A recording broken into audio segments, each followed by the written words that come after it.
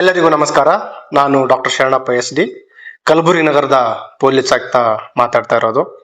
ಪ್ರತಿ ವರ್ಷ ಜೂನ್ 26ರಂದು ಅಂತಾರಾಷ್ಟ್ರೀಯ ಮಾದಕ ವಿರೋಧಿ ದಿನಾಚರಣೆ ಅಂತ ಆಚರಣೆ ಮಾಡ್ತೀವಿ.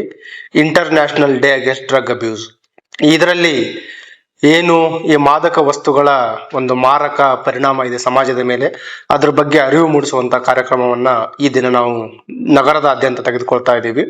ಕಲಬುರಗಿ ನಗರ ಪೊಲೀಸ್ ಒಂದು ಡ್ರಗ್ ಫ್ರೀ ಕಲಬುರಗಿ ನಗರವನ್ನ ಸೃಷ್ಟಿ ಮಾಡಲಿಕ್ಕೆ, ಏನು ಮಾದಕ ವಸ್ತುಗಳ ಸರಬರಾಜು ಮಾಡ್ತಾರೆ, ಮಾದಕ ವಸ್ತುಗಳ ಸೇವನೆ ಮಾಡ್ತಾರೆ, ಅವ್ರ ಮೇಲೆ ಒಂದು ಹದ್ದಿನ ಕಣ್ಣನ್ನಿಟ್ಟಿದ್ದೀವಿ ಮತ್ತು ಕಠಿಣವಾದ ಕ್ರಮವನ್ನು ಕೂಡ ನಾವು ತೆಗೆದುಕೊಳ್ತಾ ಇದ್ದೀವಿ.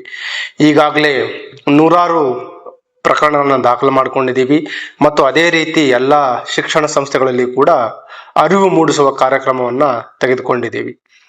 ಇದೇ 26ರಂದು ನಾವು ಕಲಬುರಗಿ ನಗರ ಪೊಲೀಸ್ ವತಿಯಿಂದ ಒಂದು ವಾಕಥಾನನ್ನು ಕೂಡ ನಾವು ತೆಗೆದುಕೊಳ್ತಾ ಇದ್ದೀವಿ. ಒಂದು ಮಾದಕ ವಸ್ತು ಮುಕ್ತ ಕಲಬುರಗಿ ನಗರ ನಿರ್ಮಾಣ ಮಾಡಬೇಕಾದ್ರೆ ಪೊಲೀಸರ ಜೊತೆ ಶಿಕ್ಷಣ ಸಂಸ್ಥೆಯವರು, ಸಮಾಜದವರು, ಪೋಷಕರು ಕೂಡ ಕೈ ಜೋಡಿಸಿದಾಗ ಮಾತ್ರ ಈ ಒಂದು ಮಾದಕ ವಸ್ತು ಮುಕ್ತ ಕರ್ನಾಟಕ, ಮುಕ್ತ ಕಲಬುರಗಿ ನಗರ ಮಾಡ್ಲಿಕ್ಕೆ ಸಾಧ್ಯ ಆಗುತ್ತೆ.